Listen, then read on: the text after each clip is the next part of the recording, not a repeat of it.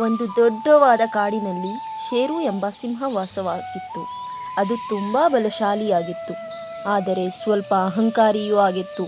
ಒಂದು ದಿನ ಅದು ಕಾಡಿನ ಎಲ್ಲ ಪ್ರಾಣಿಗಳಿಗೆ ಹೇಳಿತು, ನನಗಿಂತ ಹೆಚ್ಚು ಬಲಶಾಲಿ ಮತ್ತು ಬುದ್ಧಿವಂತರು ಯಾರೂ ಇಲ್ಲ. ಅದನ್ನು ಕೇಳಿದ ಒಂದು ಪುಟ್ಟ ಮೊಲ ನಗುತ್ತಾ ಹೇಳಿತು, ಬಲಕ್ಕಿಂತ ಬುದ್ಧಿವಂತಿಕೆ ಹೆಚ್ಚು ಮುಖ್ಯ. ಶೇರು ಜೋರಾಗಿ ನಕ್ಕು ಹೇಳಿತು, ಹೌದಾ? ಹಾಗಾದರೆ ಇಂದು ನಿನ್ನ ಬುದ್ಧಿವಂತಿಕೆಯ ಪರೀಕ್ಷೆ ಮಾಡೋಣ. ಮೊಲವು ಶೇರುವನ್ನು ಒಂದು ಶಾಂತವಾದ ಕೆರೆಯ ಬಳಿಗೆ ಕರೆದುಕೊಂಡು ಹೋಯಿತು. ಕೆರೆಯ ನೀರು ತುಂಬ ಸ್ವಚ್ಛವಾಗಿತ್ತು. ಶೇರು ನೀರಿನಲ್ಲಿ ತನ್ನದೇ ಪ್ರತಿಬಿಂಬವನ್ನು ನೋಡಿ ಅಲ್ಲಿ ಮತ್ತೊಂದು ಸಿಂಹ ಇದೆ ಎಂದು ಅಂದ್ಕೊಂಡಿತ್ತು. ಅದು ಜೋರಾಗಿ ಗರ್ಜಿಸಿತು. ನೀರಿನಲ್ಲಿಯೂ ಅದರ ಗರ್ಜು ಕೇಳಿತು. ಕೋಪಗೊಂಡ ಶೇರು ಕೆರೆಗೆ ಹಾರಿತು.